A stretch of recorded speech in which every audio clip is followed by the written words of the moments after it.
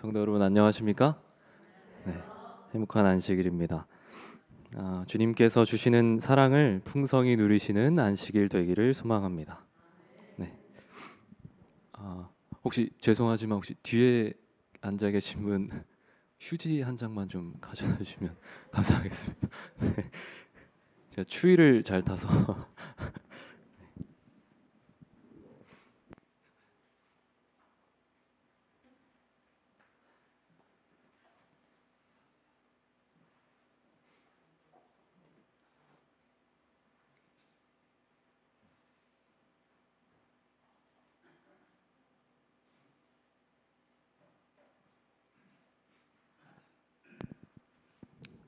네. 오늘은 어떤 슬픔이라는 제목으로 하나님의 말씀을 나누고자 합니다. 본문 말씀 요한일서 4장 7에서 12절입니다. 함께 성경 말씀 찾아서 읽도록 하겠습니다. 본문 읽겠습니다. 사랑하는 여러분, 서로 사랑합시다. 사랑은 하나님에게서 왔습니다. 사랑하는 사람은 다 하나님에게서 났고 하나님을 압니다. 사랑하지 않는 사람은 하나님을 알지 못합니다. 하나님은 사랑이시기 때문입니다. 사랑은 이 사실에 있으니 곧 우리가 하나님을 사랑한 것이 아니라 하나님이 우리를 사랑하셔서 자기 아들을 보내어 우리를 죄에서 구원하는 제물로 삼아 주셨습니다. 지금까지 하나님을 본 사람은 없습니다. 그러나 우리가 서로 사랑하면 하나님이 우리 안에 계시고 그분의 사랑이 우리 안에서 완성될 것입니다. 소설가 김영하는 그의 책 보다에서 독자들에게 한 가지 질문을 던집니다. 부와 가난을 효과적으로 드러내기 위한 방법은 무엇일까? 부자와 가난한 사람, 이 둘의 차이를 아주 극명하게 나타내는 방법 무엇일까요? 네. 이는 예상외로 매우 간단합니다. 집, 자동차, 옷 등 그가 가진 것이 무엇인지 보여주는 방법이죠. 무엇을 가졌는가를 통한 소유에 따른 판단입니다. 부자는 비싼 옷을 입습니다. 큰 집에 살고 외제차를 타죠. 반면에 가난한 사람은 허름한 옷을 입습니다. 다 쓰러져 가는 집에 살고 대중교통을 이용합니다. 이처럼 부와 가난에 대비되는 모습을 소유에 따라서 보여주면 되는 것이죠. 그런데 이 방법이 과연 충분할까요? 소유에 따른 판단이 정말 효과적일까요? 아닐 겁니다. 일부러 허름한 집에 사는 부자가 있는 반면에 비싼 차를 타고 다니는 빚쟁이도 있으니까요. 그렇다면 무엇이 부와 가난을 효과적으로 드러내는 방법일까요? 바로 무지입니다. 가난에 대한 무지, 부에 대한 무지이죠. 부자를 정말 부자처럼 보이게 만들면 이는 가난에 대한 무지를 드러내는데 아주 효과적입니다. 프랑스 대혁명 시기 군중들을 격분시킨 것은 마리 앙투아네트가 남긴 말 때문이었다는 루머가 있죠. 배고픔에 허덕이며 빵을 요구한 민중에게 빵이 없으면 케이크 먹으면 되지 라고 말했다는 루머였습니다. 민중의 삶에 대한 무지, 가난에 대한 무지가 그녀를 실제보다 훨씬 더 부유한 사람으로 만들었습니다. 그렇다면 우리는 이런 질문도 해볼 수 있을 겁니다. 기다림의 슬픔을 매우 효과적으로 드러내는 방법은 무엇일까? 제가 고등학교 시절 배웠던 시가 한 편 있습니다. 황진이의 동짓달 기나긴 밤을이라는 시인데요. 혹시 아시는 분 계십니까? 네. 이 시는 1년 중 밤이 가장 긴 동짓달에 함께 하지 못하는 힘을 그리워하는 시입니다. 사랑하는 사람에 대한 기다림을 매우 간절하고 애달프게 표현한 시죠. 사랑하는 힘을 기다리는 여인은 밤의 시간을 잘라 보관하겠다고 말합니다. 당신과 함께하는 날에 자른 시간을 펼쳐 오래도록 함께 있기 위함이죠. 이 표현이 참 마음에 와닿았습니다. 나를 이렇게 기다려주는 사람이 있다면 얼마나 좋을까. 그러나 동시에 슬픔이 느껴졌습니다. 임의 부재 때문입니다.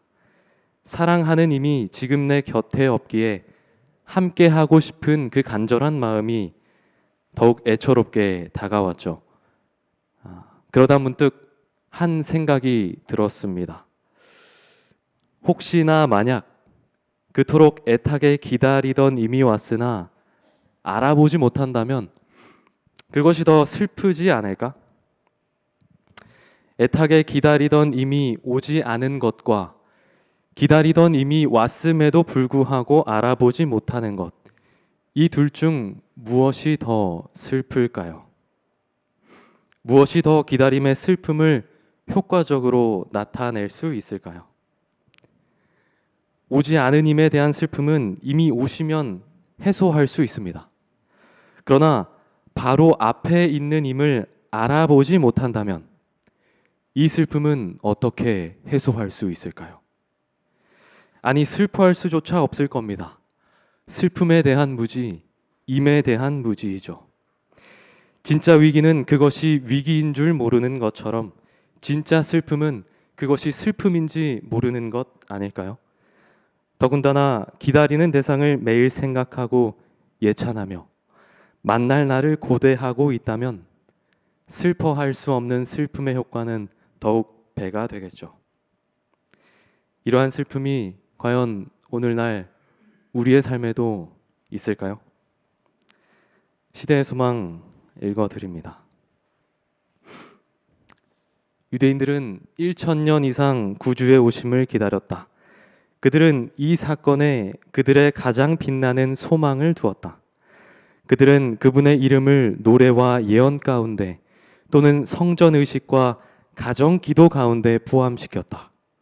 그럼에도 불구하고 그들은 그리스도께서 오셨을 때에 그분을 알아보지 못했다. 유대인들은 1000년 이상 구주의 오심을 기다렸다. 그럼에도 불구하고 그들은 그리스도께서 오셨을 때에 그분을 알아보지 못하였다. 도저히 이해되지 않는 구절이었습니다. 1000년의 기다림 끝에 그토록 고대하던 메시아가 왔습니다. 매일같이 노래와 찬양으로 그 이름을 부르며 예배하던 메시아가 도래한 것이죠. 사랑하는 이미 드디어 나의 앞에 나타났습니다. 그러나 그분을 알아보지 못합니다. 사랑하는 이를 애타게 기다려본 사람으로서, 수많은 관중 속에서 단번에 그녀를 알아본 사람으로서 도저히 이해되지 않는 문장이었습니다. 어떻게 그럴 수 있을까? 도대체 그들은 왜 예수님을 알아보지 못했을까? 그렇다면 이들은 과연 누구를 기다렸던 것일까? 그들이 그토록 갈망했던 메시아는 누구였는가? 1000년 동안 이어져 온 이 기다림의 이유는 무엇이었을까? 시대의 소망 읽어드립니다. 이스라엘 백성들은 세속적 위대함에 그들의 소망을 고착시켰다. 그들은 예언들을 연구하였으나 영적 통찰력이 없었다. 이리하여 그들은 그리스도의 초림의 굴욕을 가리키는 성경 구절들을 간과하였으며 그분의 재림의 영광을 언급하는 성경 구절을 잘못 적용하였다. 교만이 그들의 통찰력을 흐리게 하였다. 그들은 예언을 그들의 이기적 욕망에 일치되게 해석하였다. 유대인들은 메시아의 사명에 대하여 참된 개념을 갖지 못하였다.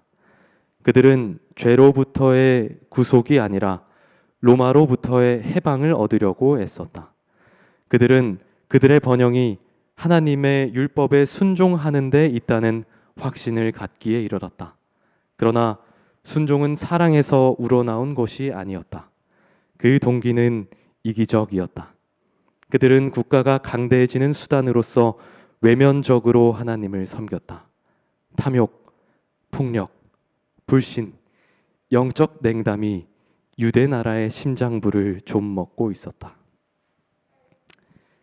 유대인들이 메시아를 기다린 이유는 무엇이었습니까?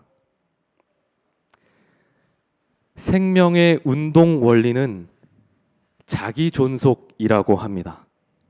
서바이벌, 곧 살아남는 일이죠. 그러므로 살아남는 것이 인간의 본성이라고 할 수 있습니다. 어찌 보면 유대인들은 살아남기 위해 메시아를 기다렸습니다.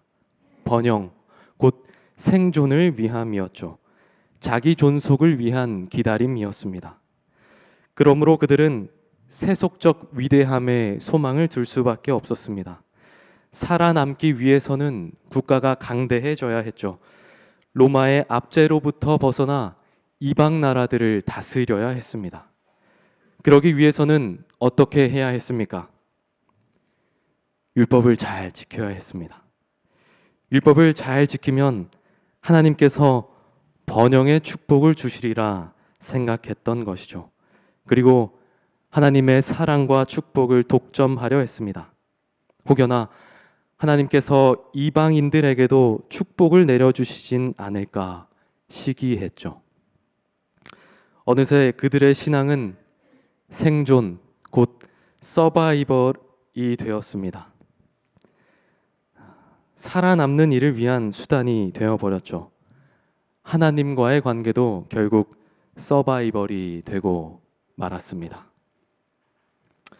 그러나 하나님께서 이스라엘에게 율법을 주신 이유는 무엇이었습니까?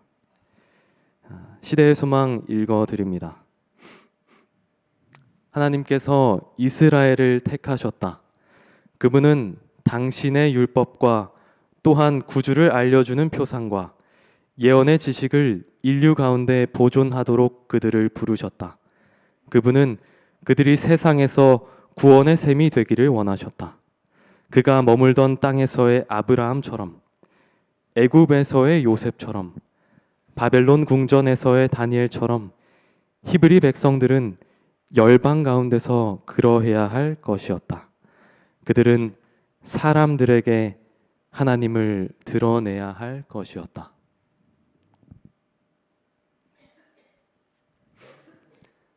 하나님께서 율법, 표상, 예언의 지식을 주신 이유는 무엇이었습니까?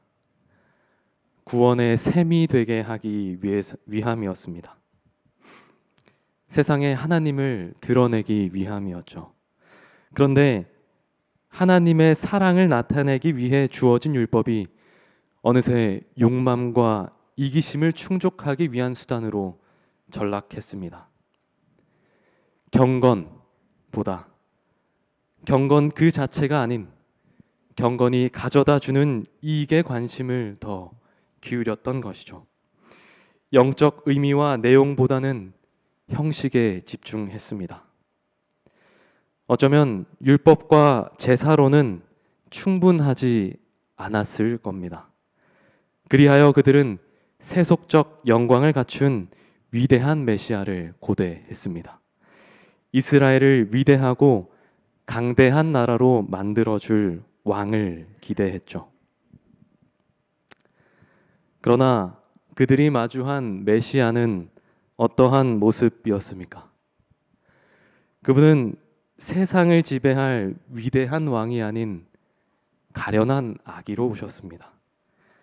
더군다나 그분의 탄생은 매우 약소했습니다. 별 하나 뜬 것과 동방 박사들의 말 외에는 그분의 탄생의 소식을 알리는 것은 별로 없었습니다. 예수님은 마구간에서 탄생하셨습니다. 여물통에 놓이셨죠. 가난한 몫으로 살아가셨습니다. 중심부가 아닌 변방에서 지내셨죠. 그러나 예수님의 마음의 중심에는 언제나 죄인들이 자리했습니다. 그리하여 평생을 죄인, 병자, 약자들과 함께 하시며 그들을 치유하고 구원하셨습니다. 생명을 나누어 주셨죠. 예수님은 살아남는 모습을 보여주지 않으셨습니다. 그분은 살아가는 모습을 보여주셨죠. 자기 희생의 법칙이 곧 자기 보존의 법칙이라는 것을 알려주셨습니다. 그럼에도 불구하고 유대인들은 예수님의 마음과 그분의 정신에는 귀 기울이지 않았습니다. 여전히 외적 모습에 주목했죠. 율법을 지키고 제사를 드렸지만 여전히 그들의 마음에는 탐욕, 폭력, 불신, 영적 냉담이 자리하고 있었습니다. 메시아를 보았으나 보지 못한 것이죠. 진정으로 주님을 알았다고 할 수 없습니다. 그렇다면 과연 오늘날 우리는 어떻습니까? 만일 우리가 예수님을 찬양하고 예배하고 기도하지만 우리의 마음에 탐욕, 폭력, 불신, 영적 냉담이 자리하고 있다면 어떨까요? 교회 나가 예배라는 형식은 지키고 있지만 예배의 주인 되시는 예수님을 보지 못한다면, 그분의 마음과 정신을 잃어버렸다면 그것은 얼마나 슬픈 일일까요? 그리스도를 알지 못하는 그리스도인, 그리스도를 잃어버린 그리스도인인 것이죠. 만일 그렇다면 1000년 이상 예수님을 기다렸으나 그분을 알아보지 못한 유대인들과 무엇이 다를까요? 그러므로 우리는 나의 신앙이 오로지 자기 존속을 위함인가, 아니면 자기 희생으로까지 나아가는가 자문해 봐야 합니다.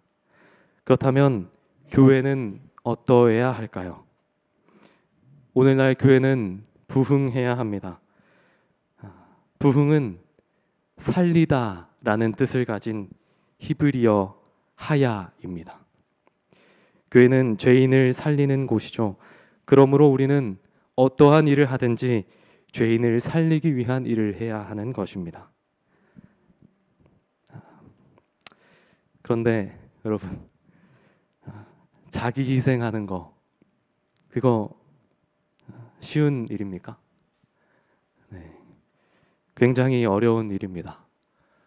그래서 노자는 학문의 길은 하루하루 쌓아가는 것, 도의 길은 하루하루 없애가는 것이라 말했습니다.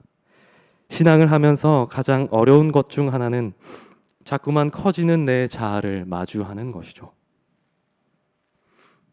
내 안에 내가 살아있는 것입니다. 제자들도 이것이 가장 어려운 일이었죠. 그래서 예수님을 옆에 두고 누가 더 큰지에 대해 논쟁합니다. 논쟁을 들으시던 주님께서 말씀하십니다. 내 계명은 곧 내가 너희를 사랑한 것 같이 너희도 서로 사랑하라 하는 이것이니라. 내가 이것을 너희에게 명함은 너희로 서로 사랑하게 하려 함이라. 예수님께서는 서로 사랑하라 말씀하십니다. 주님의 사랑으로 사랑하라는 것이죠. 그리스도의 사랑에 바탕을 둔 사랑입니다. 이 사랑은 이기적인 사랑과 다릅니다. 사랑의 방향성이 다르죠. 내가 아니라 그를 위한 것입니다. 자기 희생적 사랑이죠. 하나님의 나라는 그리스도의 사랑, 자기 희생적 사랑에 기초하여 세워집니다. 그렇다면 우리의 사랑은 어느 곳을 향해야 합니까? 하나님께서 세상을 이처럼 사랑하사 세상을 향해야 하죠. 예수님께서도 세상을 향해 말했습니다. 그런데 참 이상합니다. 사랑을 줬는데 미움이 돌아오죠. 아니, 더 나아가 박해를 당합니다. 가는 말이 고와야 오는 말이 곱다는데 이 원칙이 항상 옳지만은 않은 것 같습니다. 세상은 그리스도의 사랑을 그리 썩 좋아하는 것 같지 않습니다. 왜 그럴까요? 세상은 어둠이 지배하고 있는 곳입니다. 요한복음은 세상을 어둠을 깨닫지 못하는 무지의 상태로 묘사합니다. 예수님을 알지 못하는 것이죠. 하나님의 마음을 모르는 것입니다. 보았으나 알지 못합니다. 하나님과 멀어졌기 때문이죠. 자신의 이기심대로 살아가기 때문입니다. 이기심은 어떻습니까? 배타적입니다. 선을 긋습니다. 벽을 세우죠. 분리시킵니다. 그렇기에 그들의 마음에 사랑이 들어갈 여지가 없습니다. 나 외에는 품을 수 없죠. 그러나 주님의 사랑은 어떻습니까? 벽을 허물고 선을 넘으십니다. 내가 아니라 그를 품는 것이죠. 그러므로 이기심이 전부인 자에게 주님의 사랑은 자신을 버리라는 말로 들립니다. 어떻게 보면 잔인하죠. 화가 납니다.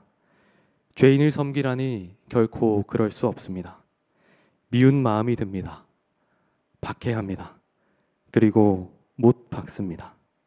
그런데 그 못에 묻은 피에서조차 사랑의 음성이 들려옵니다. 오늘 우리는 그 음성을 어떻게 들어야 할까요? 설교를 마치며 조지 허버트의 사랑이라는 시를 읽어드립니다. 사랑은 날 환영하였습니다. 허나 먼지와 죄로 더럽혀진 내 영혼은 물러섰습니다. 그러나 명철한 사랑은 내가 처음 들어설 때부터 주저하는 것을 보고는 가까이 다가와 부드럽게 물어보셨습니다. 내게 부족한 것이 있는지. 여기에 합당한 손님이 아니에요. 내 대답에 사랑은 말했습니다. 내가 바로 그 손님이야. 믿음이 부족한 은혜를 모르는 제가요. 오 주여, 전 당신을 쳐다볼 수도 없어요. 사랑은 내 손을 가져다가 웃으시며 대답하셨습니다. 그 눈을 만든 것이 내가 아니냐. 그렇습니다. 주여, 그러나 제가 눈을 망쳐 놓았습니다. 제 수치심에 어울릴 만한 곳으로 가게 해 주십시오. 사랑께서 말씀하십니다. 누가 모든 수치를 짊어졌는지 알지 않느냐. 오 주님, 그렇다면 제가 주님을 따르겠습니다. 앉아라. 사랑은 말씀하십니다. 그리고 내 몸을 먹으라. 그래서 저는 앉아서 먹었습니다. 주님의 사랑을 풍성히 누리는 안식일 되기를 소망합니다. 말씀 마치겠습니다.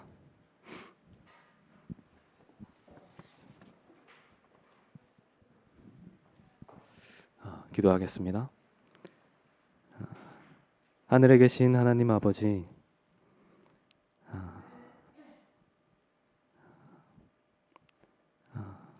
교회에 나가고 예배하고 또 신앙생활을 하고 있음에도 불구하고 주님을 알지 못한다면 하나님의 정신과 그분의 마음이 나에게 없다면 그것은 얼마나 슬픈 일일까요?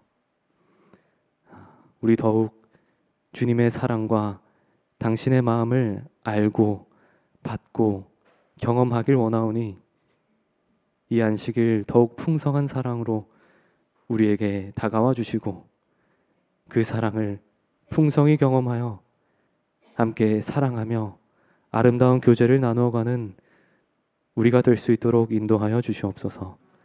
예수 그리스도의 이름으로 기도합니다. 아멘.